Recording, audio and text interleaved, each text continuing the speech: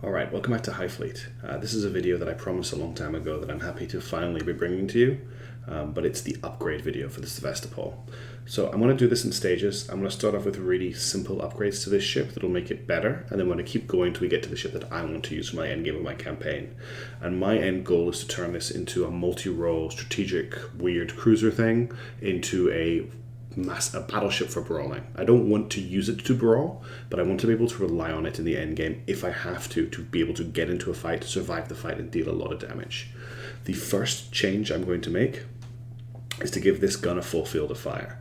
At the moment, it cannot fire to the right of the ship because it is blocked by this fuel tank. The next thing I'm going to do is give these guns full field of fire, and that's going to go for our primary armament. I know a lot of people, when they just talk about altering the Sevastopol, get rid of one of these double-barreled 180mm guns. I want to keep the full capacity. So this is a 6-barreled 180mm gun, and these are all double-barreled, so that gives us 12 shots per barrage, essentially, which is quite a heavy amount of firepower, especially if you're firing prox fuse or armor piercing. And that's going to be the primary armament of my Sevastopol. We're going to get rid of a lot of the sensors on the ship. That's not its job. We're going to have separate sensor ships that are going to use these sensors. We're going to get rid of all of these missiles. They are just a hole in the armor, as far as I'm concerned. I'm probably going to get rid of the sprints as well. That's not going to be the Sevastopol's job. I may regret that, or maybe just change things up. The problem with the sprints is we need fire control radars, which are, where are the fire control radars? Elint, yeah, it's these FCR tracking radars. I don't know why I blanked on that. And they are a weak spot, and they're also very expensive. And if we take them off, it makes the ship much easier to repair. But anyway, I digress. I'm going to take you through these stage by stage. So the first thing we're going to do is a very simple fix. I advise everybody does it to their Sevastopol. It doesn't take too long. It costs you no money. Well, it doesn't cost you any resources. All we need to do is move this gun, and we can get it to fire everywhere. So if I take the gun off the ship, and then we remove this hull first. Actually, we'll leave the hull here. We take these, I click dragged. We take these ammo boxes and move them up here. We take these components and move them up here, these hull components. And then underneath those two hull components, kind of tucked in under the larger hull, is two like half-size ammo components. You can see them here. And there's also two half-size hull components. Then all we need to do is pick up this large hull and move it into the space that's been vacated, so it's up stuck against the bottom of these missile tubes. Take these hull components. I'm actually going to replace them, and I'll talk about that later on in the video, why I'm replacing them rather than putting them back. So let's put two hull in here, and then we're going to remove these two hull and just replace them with the same part as well. Replace, replace. And you'll see that this is now pushed out, but it is not coming out in a way that if I was to put the gun here, we still can't fire forward. There's one other change we need to make, and it's a strange one. I'm going to remove these missiles for a second. And I'm going to take these two hull components and delete them. And I'm going to replace them. You can just put them back, but I'm replacing them on purpose. And we'll just replace them. And when I place this one down, you'll see that this hull component changes. See how it pops out of the hull? That means it's been properly elevated. We can now place the gun here. And it now has a full 360-degree field of fire. So it is now able to shoot in every direction rather than just backwards. And that's an instant upgrade to the Sevastopol. It makes it a huge amount better. Now we can, if we want to, put these missiles back in, but when we do that, you'll see the gun gets depressed back into the hull. There isn't really any reason, I think, for the Sevastopol to carry just two missiles. So for my ship, I'm going to get rid of these. I'm going to replace these hull components again.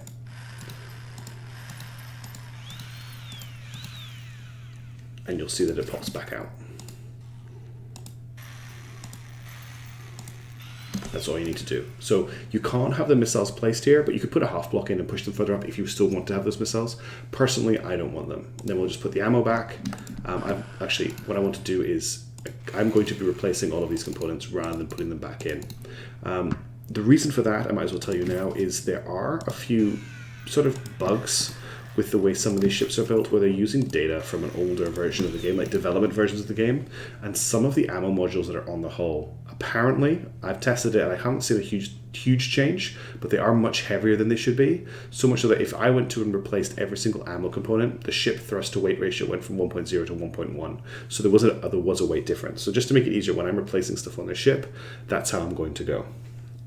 Okay, so we've got this gun working correctly. The next thing I want to do is work on these guns here. And once I've done those guns, I'm going to work on building some internal thrusters into the body of the ship so that it can move around a little bit faster. It has a better thrust to weight ratio. It's going to cut into its capacity and its range a little bit, but it's going to make it better in combat. we can go as far as having 3 to 4 extra thrusters. Well, I'll show you how we can do it. It's scalable. But this front section is a little bit difficult. It's quite a major rework. So I'm going to take this thruster and move it out, and I want to start moving things around here. So I want to get rid of this large hull piece, and I want to get rid of this large hull piece, which means I need to remove this thruster as well. It's quite a major restructure to the front of the ship. I need to get rid of all of this. I think I just select delete it. I can't do that. But if I get rid of this piece here and make it float, I'm putting any components I take off to the side so that I can remember to put them back into the ship later. You can't do this in the Shipbuilder, unfortunately. They just get put into your inventory. We just have to watch out for them.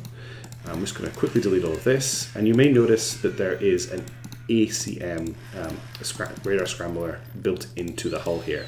That's what this item is here that has no image and no description. It is an ECM defense system. I don't think it shows up in the Shipbuilder. Yeah, that's it there. This thing here that is price 2,000, powered in 1 megawatt. It's this, which is an ECM module for jamming radar. But we don't want that on this ship right now. So let's get rid of all this hull. And we're going to move the guns as well. So let's just pick them up and move them. And just so that I remember as well, I'm going to pick up these two ammo components and put them here. So I just know everything I moved out.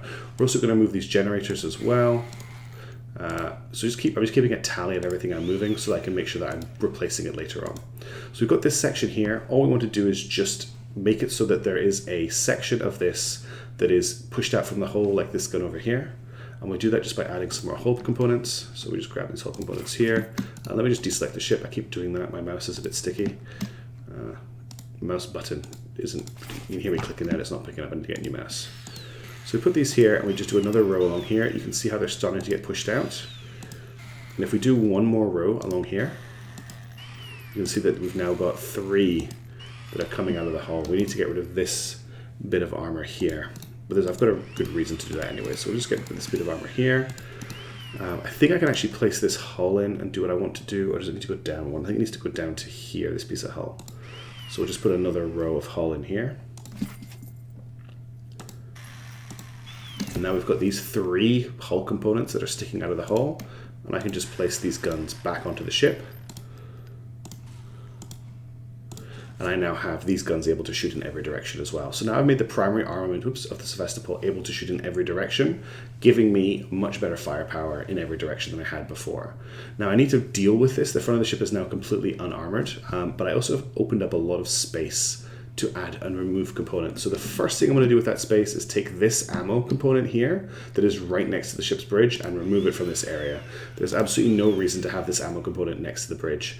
Interesting bug, you can't put a generator into this hull component. Even if you remove it, keep double clicking and replace it, you still can't place a generator component into it. You can put an ammo component into it, but you can't place a generator component into it. So what we're going to do is click it and delete it, grab a new hull part, put it into the same slot, and now we can place a generator into it. So if you ever find when you're the Sevastopol, especially if you're ever working on the Sevastopol and you can't place something, check that you just don't replace the hull module. And that's the reason I was replacing all of these hull modules as I'm going with new ones rather than the ones that come with the ship, because the ones that are built in are a little bit funny.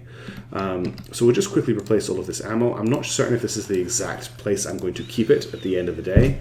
Putting it next to the fuel actually is probably a stupid idea. Let's spread it out a little bit across the front of the ship here. Sorry for the buzzes of the bizzes. And then we'll add in these generators just down the back. Again, I'm just replacing these so I remember, although I should probably put them in with new components. Now you're probably saying to yourself, but you've just removed a lot of thrust capacity from the ship, and I have. I'm just going to delete these so I replace them with new components. What I can do is I put an armor chunk down here, I can go into engines and I can place a RD59, oops, that's the wrong type of engine, an RD51 in here, so that's a bit more downward thrust. Interesting, the game doesn't think we've got enough thrust to take the ship off just yet, but we'll fix that in a second. And then I can actually, if I want to, add another 2 large hull components here. I think I might need a space between them, I can't remember. I'll just check that in a second. And I can add 2 RD59s at the front of the ship. Yeah, I do need a space between them, that's fine. So just move this up 1, and then we'll just put a thin section of hull between them. And then we can add 2 RD59s here. And that gets us back to the thrust to rate ratio that we were at before. Now, the front of the ship still needs to be armored up, and we'll get into this layout of that later on in the video. I could have actually done that a little bit better just looking at my previous design. If I remove this component here, we still have the, I can actually get rid of this whole line here, can't I? And I can use the hull. If I bring this hull in here, and I bring this hull in here, and I bring this back here, and replace this, this still pushes it out, but now it's a little bit more compact. So these are still pushed out, but I don't have that line of empty hull that was along here. And I can now go back into my engines, grab 2 RD59s and just put them back on the ship. And that's our thruster rate ratio sorted here. We obviously need to armor this up and get it protected. This is a ship that is going to take damage. I know that in 1.13 armor is not the best way to build a ship, but there's no point in really putting armor shields or blade of armor on the Sevastopol. It's going to take a hit, so we're just going to have to try and protect things as much as possible with spaced hull. Also, I'm not going to take advantage of a lot of special building techniques, and this is a pretty straightforward building video. There's people out there who can build ships a lot better than me. If you want to check those out, go for it. This is just pretty straightforward. So looking at the ship now, it's got a top speed of 103 kilometers per hour, thrust to weight ratio of 1.1. If I was to take this into combat right now, it doesn't do very well at keeping itself in the air.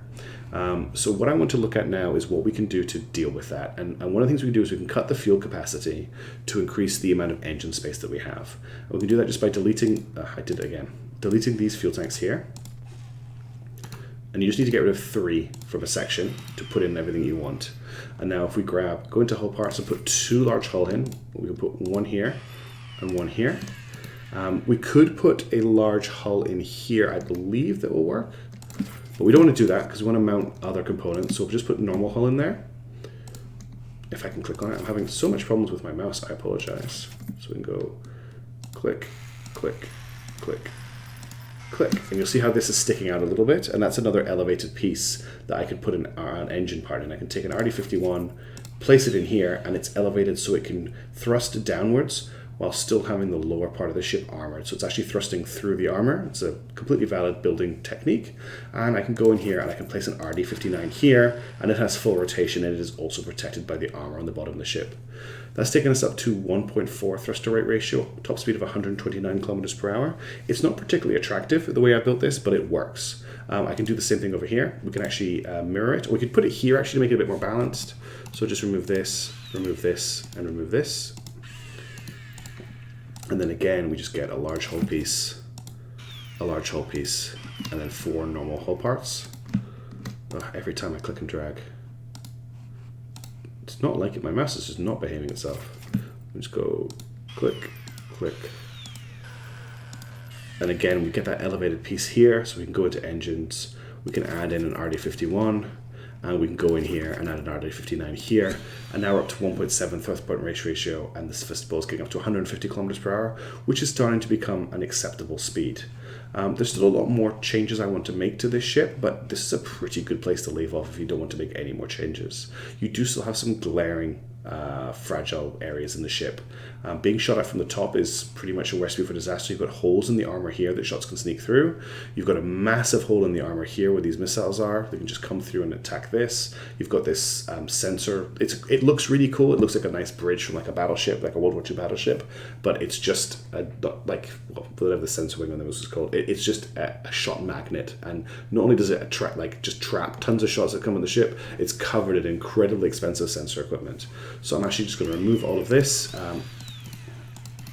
like so. I don't want any of the IRST scanners or the ELINT scanners on my Sevastopol, because I have ships in my fleet that do that job, ships that are customized to just that job, or ships that do it in a much better way than Sevastopol. That's not the Sevastopol's job.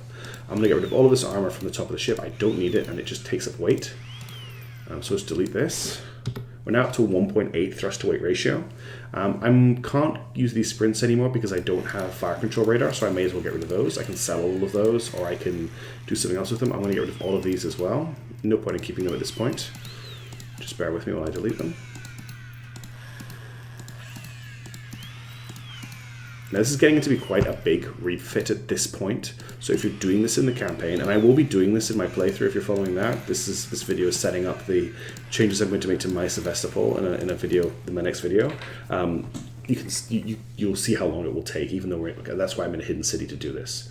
And what we need to start doing is just dealing with these holes in the armor. So there's an escape pod here. I'm going to get rid of that so I can fix this hole here.